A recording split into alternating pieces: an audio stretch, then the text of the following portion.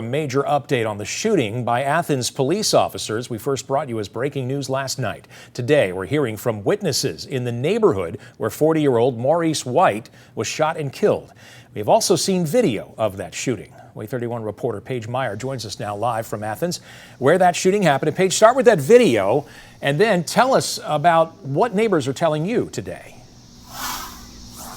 Yes, Dan, we were shown a video that was sent to us by a viewer who claims that it clearly shows what happened. Now, since we can't independently verify that video, we decided not to show it on air, but it does seem to show officers offering several warnings before ultimately opening fire on the man shown in the video. Then it shows police offering first aid to the man that was shot. Now, residents here on Songbird Drive tell me that this is generally a very calm and nice neighborhood. No one expected that what happened last night would end up being what it was. Now, many people here say they understandably are still pretty shaken up about the whole ordeal. Now, last night, Athens police received a call around 5:30 that a suspect had threatened the occupant of a home with a gun and fled the scene. The Limestone County coroner confirmed the suspect was Maurice White. Officers responded, located White, and tried to convince him to give up his gun. He refused and fled to Songbird Drive, where authorities confirmed he fired his weapon.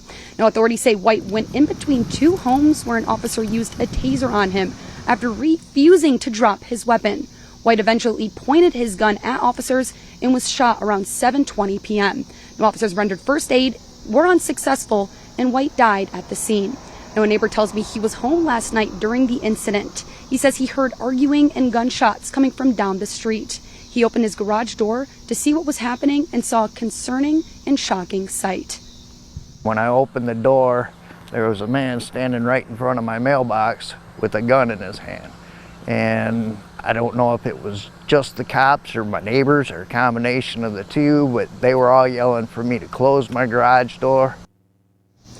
Reynolds tells me he heard at least 10 gunshots. I was on the property and counted 12 gunshot holes between the two homes where Maurice White was shot and killed. Now I'm working to learn exactly how many officers fired their weapons and who was responsible for shooting White. Now, we do know that police responded here for a man armed with a gun call.